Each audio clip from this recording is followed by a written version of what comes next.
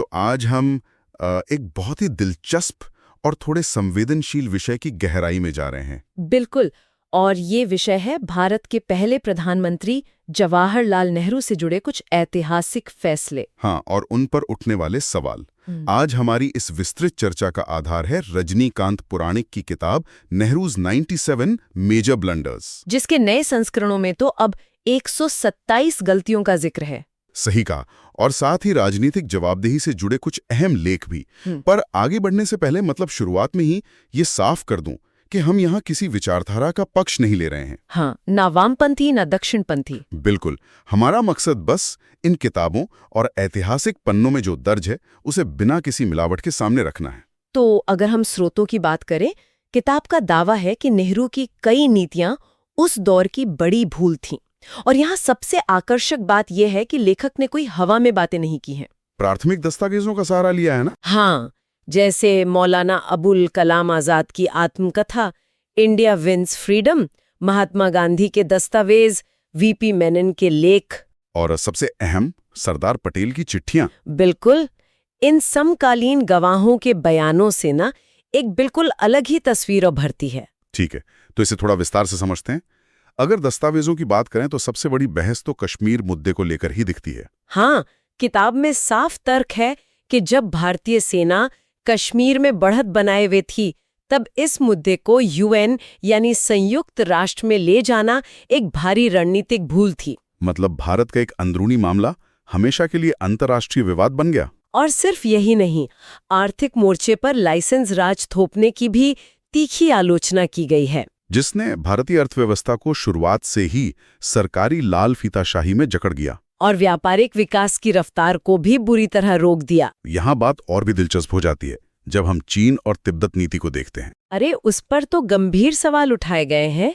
सरदार पटेल के पत्राचार से साफ पता चलता है कि उन्होंने नेहरू को बहुत पहले ही आगाह कर दिया था चीन के आक्रामक इरादों को लेकर। हाँ, और तिब्बत पर उसके कब्जे के खतरों के बारे में भी।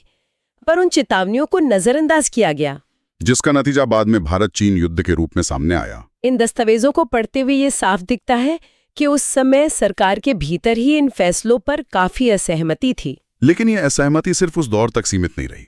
2015 का वो किस्सा याद है, जब कांग्रेस की अपनी ही पत्रिका कांग्रेस दर्शन में एक लेख छप गया था। बिल्कुल। उस लेख में कश्मीर और चीन पर नेहरू की नीतियों की बाकायदा आलोचना की गई थी और सरदार पटेल की चेतावनियों का हवाला भी दिया गया था। जाहिर है पार्टी के भीतर भूचाल आ गया, लेख तुरंत हटा लिया गया, संपादक को माफी मांगनी पड़ी। ये दिखाता है कि आधिकारिक तौर पर कोई भी पार्टी अपने संस्थापक नेता की विरासत पर दाग नहीं लगने देना चाहती। तो क्या इन ऐतिहासिक दावों पर पार्टी ने कभी कोई पश्चाताप व्यक्त किया है? अगर हम इसे बड़े परिप्रेक्ष्य से जोड़कर देखें तो नहीं, कोई आधिकारिक या संस्थागत माफी कभी नहीं मांगी गई। वे हमेशा नेहरू के लोकतांत्रिक और धर्मनिरपेक्ष योगदान का बचाव करते हैं। और अगर भारत के अन्य राजनीतिक दलों को देखें तो रवैया लगभग एक जैसा ही मिलता है। हाँ, जैसे 1975 के आपातकाल पर कांग्रेस का रुख।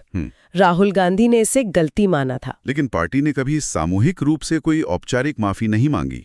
हालांकि 1984 के दंगों के लिए पूर्व प्रधानमंत्री मनमोहन सिंह ने संसद में औपचारिक माफी मांगी थी, जो कि एक दुर्लभ उदाहरण है। और दूसरी तरफ अगर भारतीय जनता पार्टी की बात करें तो 2002 के गुजरात दंगों को लेकर तत्कालीन मुख्यमंत्री नरेंद्र मोदी ने व्यक्तिगत दुख तो जताया था, लेकिन किसी भी आधिकारिक माफी से इनकार कर दिया था। ज्यादातर पार्टियां अपनी पुरानी गलतियों को उस दौर की परिस्थितियों और भारी दबाव का नतीजा बताकर आगे बढ़ जाना चाहती हैं। तो इस सब का असल मतलब क्या है? इससे एक महत्वपूर्ण सवाल खड़ा होता है कि राजनीतिक दल इतिहास को कैसे देखते हैं।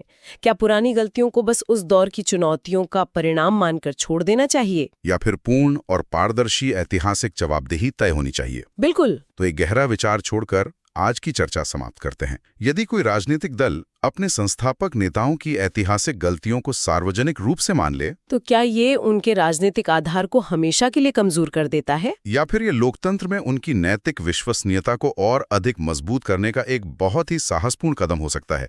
ये सोचने वाली बात है। चलिए आज के लिए इतना ही।